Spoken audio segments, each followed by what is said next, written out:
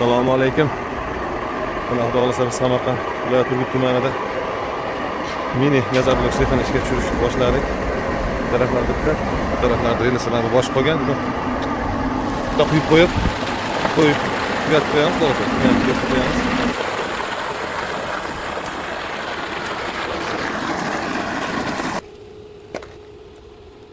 Birinchi gazobliklarimizni qo'yib qo'ydik, xudo xolasa.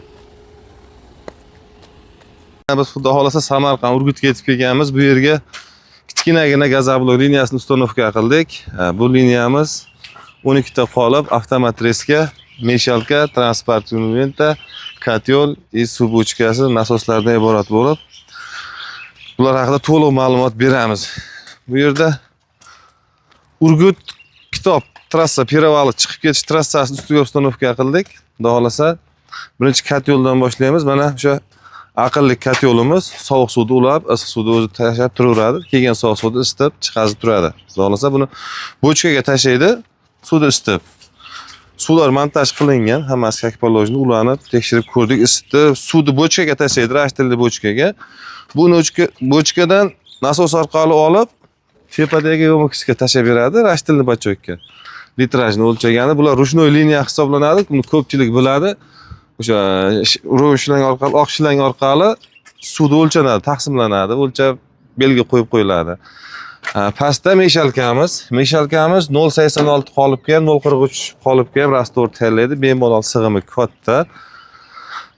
Buni yana bitta afzal tomoni, juda ko'pchilikda ruchnoy liniya bor, qumni olib paqirda sement tepaga tashlashadi.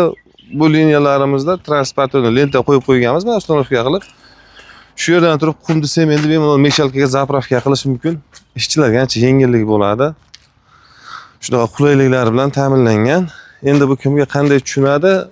Ruchnoy bo'lib, ruchnoy emas endi bu. Как pol avtomat desa qulayroq bo'ladi. Relslarimizga keladigan bo'lsak, relslarni ham hammasini o'zimiz tayyorlab kelib, stashka qilib berishdi. Stashkaga otib xotirib berdik. Bu yoqda o'zining aravasi maxsus.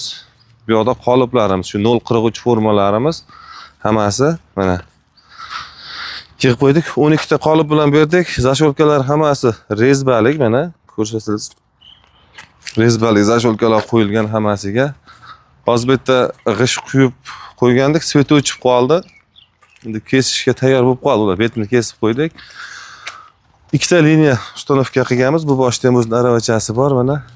Avtomat reska mana. Avtomat reskamiz 4 ta vallik avtomat reska bo'lib, bu bittasini bu yoqqa kelsa, bittasi u yoqqa borib harakatlanib kesadi.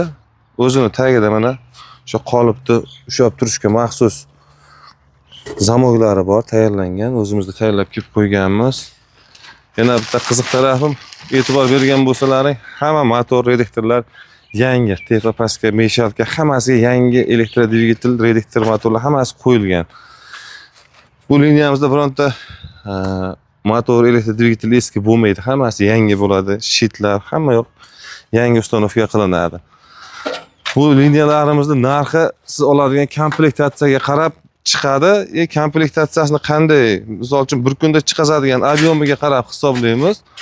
O'sha ob'yomga qarab narx chiqadi. Misol uchun avtomat reska kimdir kotyol olmasligi mumkin, lenta olmasligi mumkin, qolip ko'proq, kamroq bo'lishi mumkin. Shunga qarab hisob-kitob qilinadi. Bu yerda g'ishimizni quyib qo'ydik, tepasini kesib qo'ydik. O'sha kesgan tayyor bo'lgan g'ishlarimiz svet o'chib qolgan, shuning uchun hali kesilgan yo'q bularimiz. Bu g'ishlarimizga o'sha sement, qum, alyuminiy pudra, kaustik soda solindi. Natriy fibra solingan yo'q, hali egalari buni hali ishlatishmas ekan.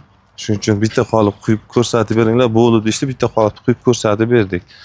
Kimga mana shunaqangi liniyalar qiziq bo'lsa, bemalol ekran tagida nomer qoldiramiz, murojaat qilishlaringiz mumkin. Hammaning ishlariga rivoj, ko'rganda ko'rishguncha.